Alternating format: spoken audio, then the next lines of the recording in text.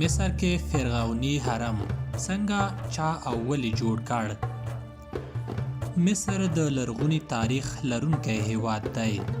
هلته له میلاد وړاندې پاچاهانو واکمني کړې چې د فرعونیانو په نوم یادېدل.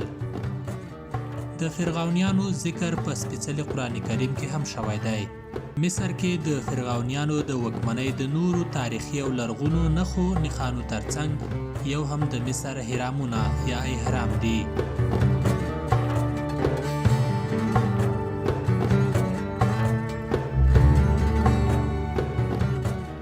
د مصر د هرمونو تاریخ له نن نږدې 15,000 کاله او له میلادي 3,000 کاله وړاندې وخت ته رسیږي. په دې هرم کې تر ټولو پخوانی د جوزر په نوم دی. جوزر د فرعونیانو د دورې د مصر پاچا و او یاد هرم د جوزر پر قبر جوړ شوی و. د دغه هرمونو تر شا ډیر رازونه پراته دي. هغه مهال چې پرمختللي وسایل او ټکنالوژي نه وه، دغه هرمونه له داسې تیږو جوړ شوي چې وزن یې تر 10 ټنه یا د یو فیل برابر و. له میلاد 3,000 کاله وړاندې مصر کې د غلامي دود شتون درلود او تر ډیره وخته باور داسې و چې یا د هرم په جبر په غلامانو جوړ شوي دي، خو وروستیو موندنو څرګنده کړه چې یاد هرمونه د پیسو په مقابل کې کارګرو جوړ کړي دي.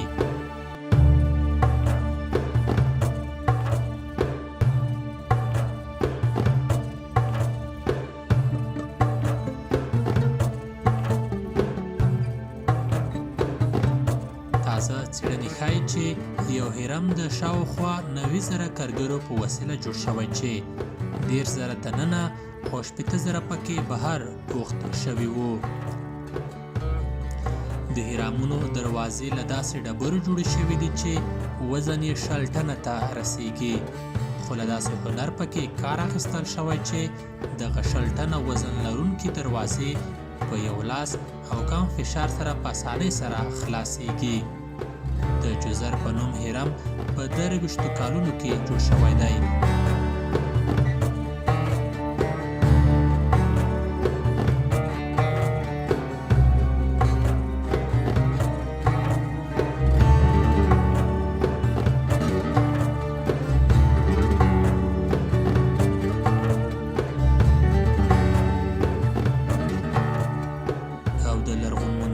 اړوند ډیری هرمونه پر یو وخت کې جوړ شوي دي. مصر کې د خوفو په نوم یو هرم کې 2.5 میلیونه ډبرې استعمال شوي دي. یاد هرم 19 متره لوړوالی لري او هر کال نږدې 14 میلیونه کسان یې نندارې ته ورځي.